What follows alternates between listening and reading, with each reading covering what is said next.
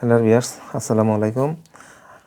এখন আসছি আমরা তথ্য সংগ্রহকারী এবং ভোটার যারা নতুন করে আইডি তৈরি করবেন, আপনাদের পেশাটা নির্ধারণ করতে হবে।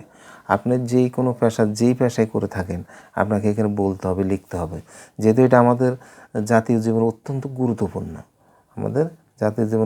গুরুত্বপূর্ণ, সে কারণে আমাদেরকে এই পয়েন্টগুলো অর্থাৎ এই ধাপগুলো পূরণ করতে হবে এবং এইগুলো আপনারা সঠিকভাবে বলবেন।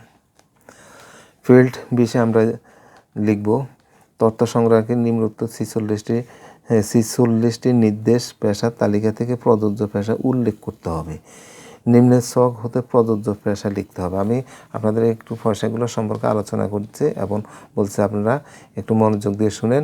হয়তো অনেক সময় আপনারা বলতে অথবা অনেক সময় আমরা শুনতে যেভাবে হোক অনেক সময় এগুলো উঠানো হয় না, কিন্তু একান্ত এবার আমরা আশা করব নির্ভুল অর্থাৎ সরকারের যে নির্দেশনা আমরা সঠিকভাবে একটা যে কোনো লোকের কোনোভাবে যাতে ভুল না হয় সেদিকে আমরা অবশ্যই লক্ষ্য রাখব।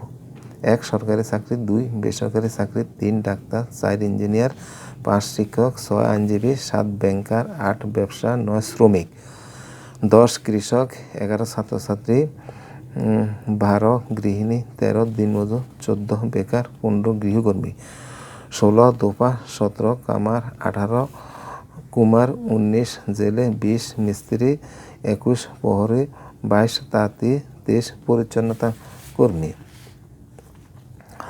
24 মাঝি, 25 কুলি, 26 মুসি, 27 বাবুচি, 28 শিল্পী, 29 হকার, 30 রিক্সা বা ভ্যান চালক, 31 বিচারক, 32 নাপিত, 33 দর্জি, 34 কন্ট্রাক্টর, 35 ড্রাইভার, 36 সেবিকা, 37 কৃষিবিদ, 38 সাংবাদিক, 39 অবসরপ্রাপ্ত সরকারি কর্মচারী, 40 অপ্রাপ্ত বেসরকারি চাকরিজীবী, 41 ইমাম, পুরোহিত বা পাদ্রী, 42 হেকিম বা কবিরাজ, 43 কসাই, 44 মালি, 45 স্থপতি, 46 অন্যান্য।